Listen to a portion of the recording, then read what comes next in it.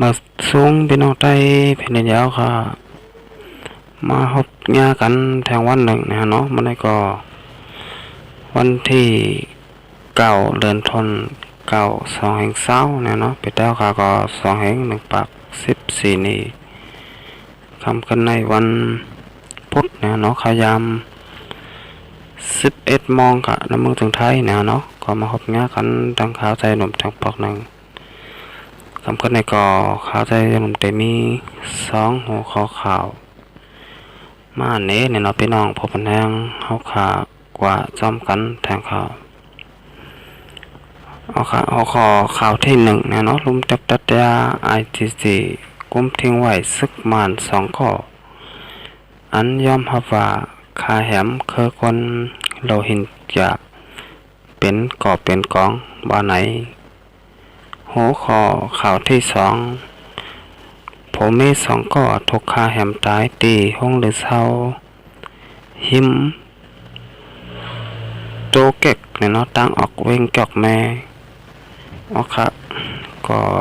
อันตั้งสดเนาะสำหรับเพียงแต่ค่ะถูกใจช่อง YouTube ขาใจหนุ่มแล้วก็กดติดตามไว้ปันขายยาวก็กดปันตีหิ่งทางกำหนึ่งพี่น้องแต่ค่ะแต่ละหันข่าวออนตั้งเปิ้นยาวก็ออนตั้งสุดครับ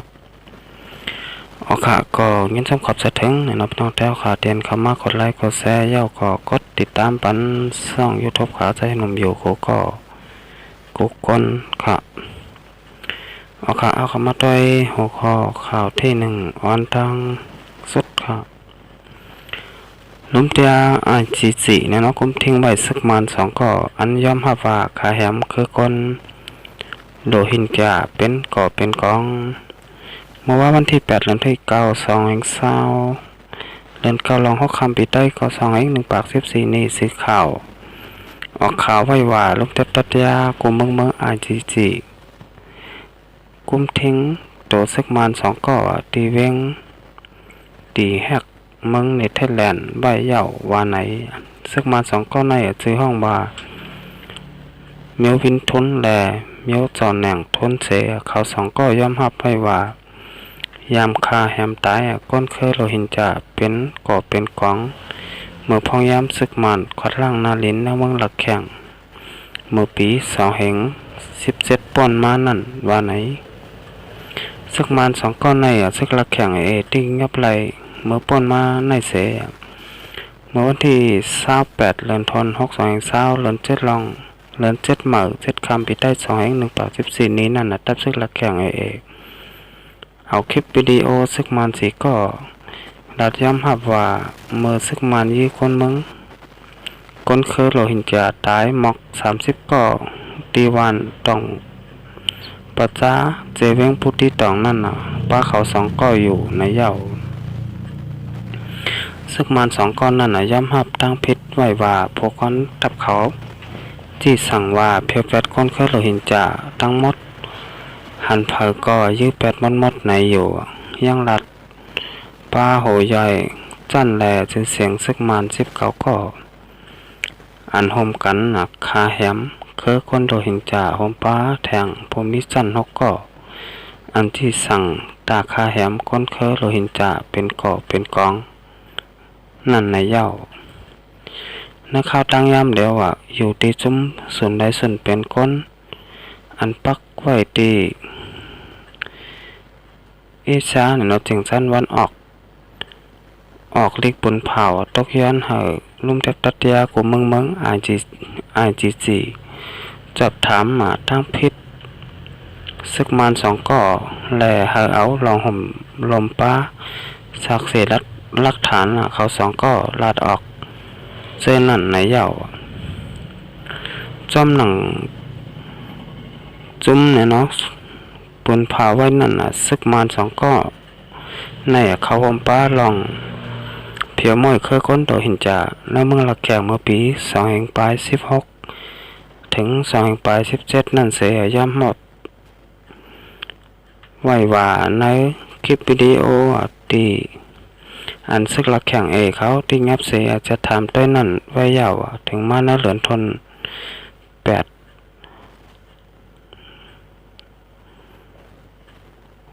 8 เดือนธันวาคมเนี่ยเนาะวันที่ซึกมันสองก้อนในฮอดแฝวกว่าดีแลนดินเมืองมันเมืองบังกลาเทศเสยย้อนลองห่มลมตีสนาตีเมืองบังกลาเทศลองปองจึงเมืองบังกลาเทศจังไรปองแรงปันดีลุ่มเทพตัดยาอาจีสีในเย้า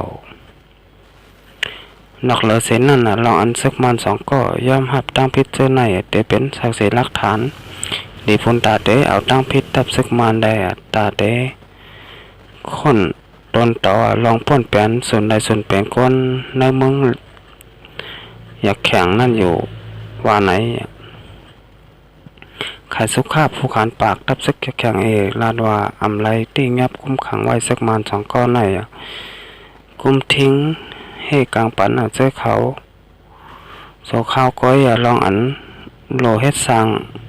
โลหู้นั่นก็อยู่ดีซึกลักแข่งและส่งข้อมูลกว่าปันดีจุ้มกูเมืองเขาไว้เยาว่าไหนก้อยกาซึกลักแข่งก้อยกาเนี่ยเนาะสีขาวอำไปยืนยันหลัดไรว่าลองอันซึกมันสองก้อนในย่อมหับไว้นั่นเป็นลองเต้อันมันแมนอันว่านั่นในเย้าลองอันซึกมาได้ซึกลงปองเชียงมานป้นเป็นส่วนใดส่วนเป็นคาแฮมเพียมมวยแบบคือคนโดยหินจ่าในเมืองละแข่งลุ่มเทพตัดยาอันจีไรเทพตัดยาดาจับถามมาเมืองมันตีลุ่มเตียไว้เมื่อวันที่14 2 ปลาย 19พ้นมานั่นในเย้าว่าไหนก้อยกาลงปองเชียงมานปักเป็ดขอกล่าวหานั่นเสียลาดว่าเมืองมันอำเจอเมืองอันเข้าป้าเนื้อเมืองอันเข้าห่มจุ้มอาจีแลลองอันลุ่มเทพตัดยาอาจีเดสอบถามเมืองมันอันว่านั่นอำแมนจำหมายมีกูเมืองในเย้าเอาค่ะอันนี้ก็อำไปแต่ต้อเนี่ยเนาะว่าลุ่มเทพตัดยากูเมืองจีเนี่ยเนาะกุ้มทิ้งไว้ซึกมันสองเกาะเนี่ยเนาะอันย่อมหับว่าคาแหมเคยคนโลหินจ่าเนี่ยเนาะเมื่อปี2016ถึง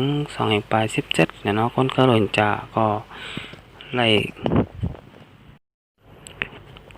ล่ถกขาแหมตายไว้ตั้งงำตั้งหลายเนี่ยเนาะตีมึงอยากแข่งเนี่ยเนาะ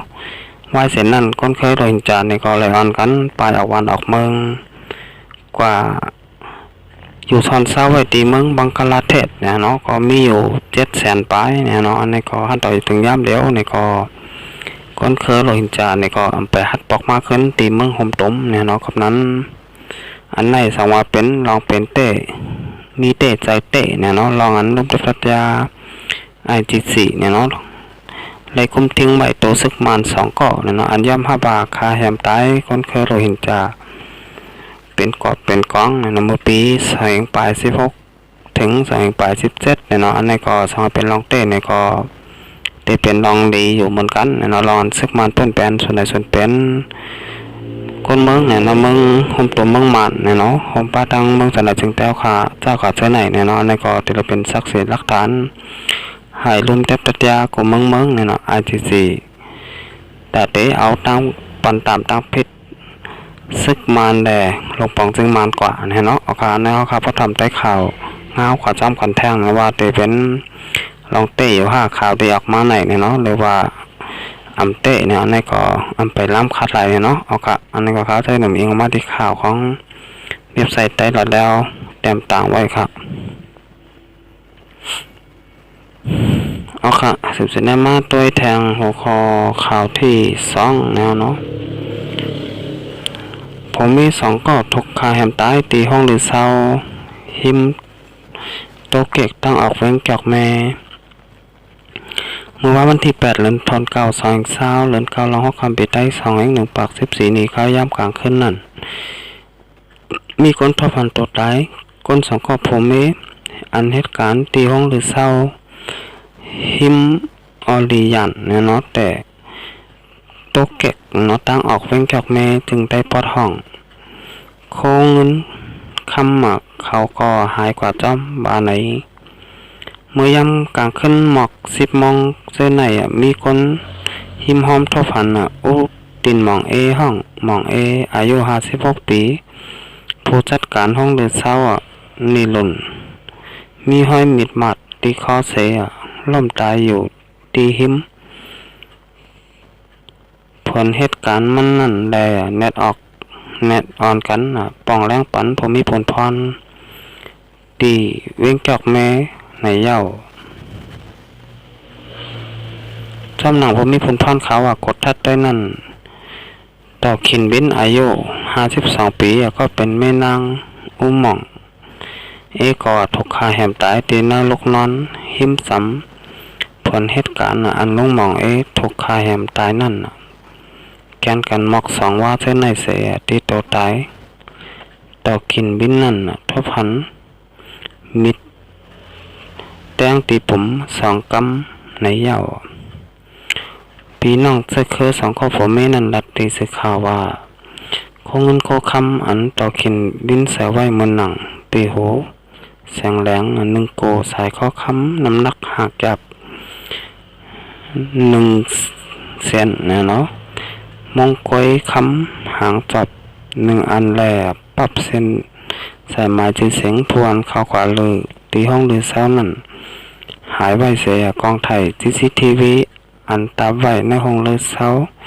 ก็ถูกย่าลู่แล้วไว้ในเย้านางยิงก้อนหนึ่งอันกว่าลือเศร้าตีห้องลือเศร้านั้นรัดว่าคาอะไรอ้อยก่อคา2 ก่อฮอดตีห้องลือเศร้าเย้าไหนก็อันกันเล่นพ้นอยู่อำตันได้ยินเสียงสังก็อันตั้นหูอันตั้งปนแต่เป็นปีนางตีแสงเขาฟักหิมห้องหรือเศร้าในหันอ่อนตั้งปนเสปองแรงปันตีภูมิพลพรเขาแล่เฮาคาก็จังไรหู้ว่ามีลองคายแหมกันในเย้าซุมปลาหิตาวิ่งแกกแม่หอมกันเสเอาตัวตาย2 ครอบครัวแม่ส่งกว่ากดทัดตีห้องยาวิ่งแกกแม่ไว้เย้าว่าไหนเกี่ยวเลยร้องไหนภูมิพลพรเขากว่าเปิดเผยอโมคลีไว้ตีห้องปลิกสำเลยมาตราค่าแหมก้อนมาตรา3.2เสยจันทีพลิกตึกกดทัดสาขาคนให้ไว้อยู่ในเย้าเนี่ยเนาะค่าอันนี้ก็เป็นคนให้หรืออันนั้นเป็นคนจนหรืออำไปล้ำคาดไหลเนี่ยเนาะก็มาค่าแหมตายเป็นคน2 ก็ผมเนี่ยเนาะที่เหตุการณ์อยู่ที่ห้องลือเศร้าเนี่ยเนาะอันนี้ก็โคเงินโคคำเนี่ยก็ไหลหายก็จ้อมมันบ่ได้เป็นสายข้อคำหักจับ5 บาทเนี่ยเนาะก็ไหลหายก็จ้อมเนี่ยเนาะก็วนว่าที่เป็นคนให้คนจนก็จ้างเป็นไรค่ะก็ว่าโคเงินโคคำเนี่ยก็ไหลหายกว่ามีเหยาเนี่ยเนาะตีโตคนเตียนตาย2 ก้อนไหนเนี่ยเนาะค่ะอันนี้ก็ดอกถึงย้ำเดี๋ยวก้นให้เปลี่ยนเผออันวันนั้นก็ไปงับไหลเลยไปหูนะฮะเนาะเอาค่ะอันนี้ก็ยันสู้หายงับไหลก้นให้ไว้นะว่าเป็นเผอผู้เล้านะให้สั่งแลสมาคามาแหมตายเนาะคนเตียนเหตุการณ์อยู่ที่ห้องหรือเศร้าไหนเนี่ยเนาะเอาค่ะอันนี้ก็ปัญหาใจอยู่เนี่ยเนาะเจ้าเงียบไหลก้นให้